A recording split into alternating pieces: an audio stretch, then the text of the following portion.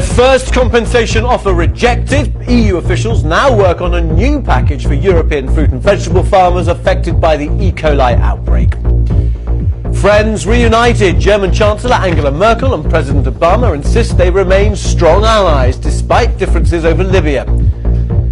And trying to condemn Syria for killings and torture at the UN. Britain and France try to rally support.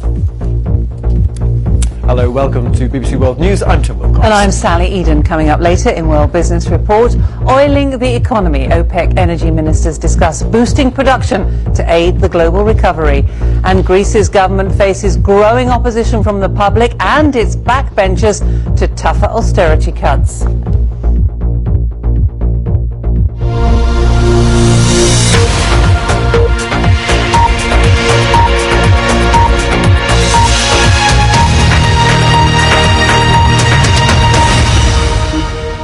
Hello. Having rejected the first one out of hand, farmers in Germany, France and Spain are waiting for a revised offer of compensation from the European Union today following the E. coli outbreak in Germany. The EU Agriculture Commissioner says his initial offer of around $220 million will be raised substantially, adding that he hopes to provide details of his new proposal on Wednesday. Fruit and vegetable growers have been hit hard by the outbreak as first Spanish cucumbers and then German bean sprouts were blamed. Here's Daniel Griffiths. This is what E. coli means for Europe's farmers. Mountains of unwanted vegetables dumped, soon to be destroyed. This was Romania, and here Spain. Losses of hundreds of millions of dollars every week. With the industry in crisis, European agriculture ministers met on Tuesday to agree a compensation package. $200 million promised, and more is likely. But there's a catch. The EU Agriculture Commissioner said he's still trying to work out the details of how best to compensate farmers. Later he added it's very unlikely that anyone will get 100%. Of course that won't please the farmers, and there's still no sign of the source of this outbreak. We are constantly looking for the cause. We have created a special task force. We have taken about 1,000 samples.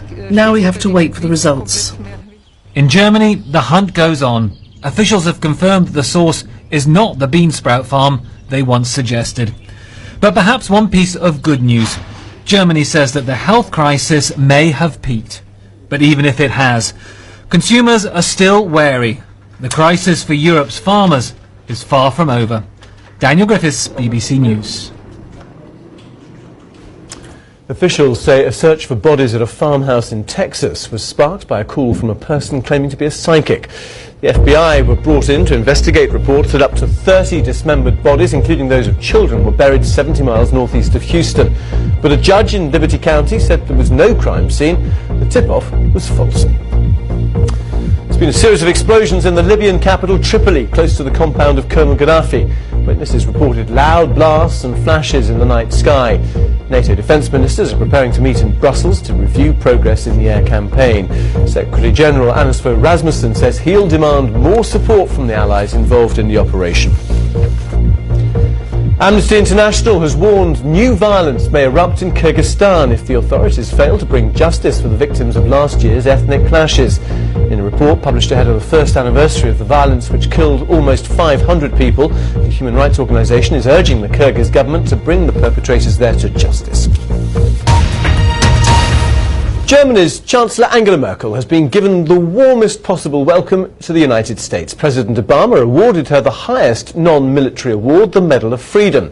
Talks between the two leaders focused on prospects for a global economic recovery, but the pair also used the opportunity to insist that they remain allies despite differences over Libya. From Washington, here's Tom Burridge. Good evening. Guten Abend. President Obama often speaks the language of other leaders, but rarely does he pay them a tribute like this. Now, it's customary at these dinners to celebrate the values that bind nations. But tonight we want to do something different.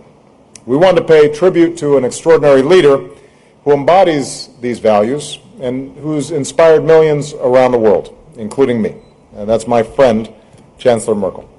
That inspiration earned her the United States' highest non-military award. You can all applaud. A beaming Angela Merkel joins an exclusive club. Other non-Americans to get the Medal of Freedom include Nelson Mandela and the late Pope Jean-Paul II. Neither the chains of dictatorship nor the fetters of oppression can keep down the forces of freedom for long. This is my firm conviction that shall continue to guide me. Earlier, the heads of the world's and Europe's largest economies spoke about Greece's economic problems.